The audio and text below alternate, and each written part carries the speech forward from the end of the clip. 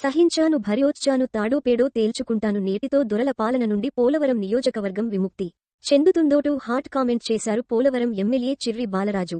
స్థానిక సంస్థల ఎన్నికల్లో తాను నిలబెట్టిన వ్యక్తిని గెలిపించకపోతే తన పేరు చిర్రి బాలరాజు కాదని సవాల్ విసిరారు. పోలవరంలో పెత్తందారీ రాజకీయాలకు చరమగీతం పాడే సమయం ఆసన్నమైందని కామెంట్ చేశారు.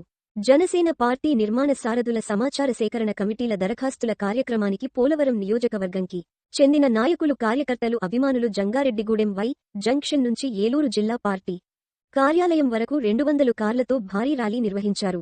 జంగారెడ్డిగూడెంలో ఎమ్మెల్యే బాలరాజు మాట్లాడుతూ ఇటీవల జంగారెడ్డిగూడెంలో జనసేన పార్టీ నిర్మాణ సారథుల సమాచార సేకరణ కమిటీల సమావేశానికి తనకు ఆహ్వానం లేదని కొంతమంది పెత్తందారులు కుల రాజకీయాలు చేస్తున్నారంటూ ఆగ్రహం వ్యక్తం చేశారు. జనసేన పార్టీ కోసం కష్టపడి పనిచేసిన వారికి కాకుండా వారికి అనుకూలంగా ఉన్నవారికి పదవులు కట్టబట్టేందుకు ప్రయత్నిస్తోడటం పెత్తందారీ వ్యవస్థకు నిదర్శనం. ఈ దొలల బారణ ఈ రోజు నుంచే బాంచాత్ జనసేన పార్టీ పోలవరం నియోజకవర్గంలో సవాల్ చేస్తున్నాం.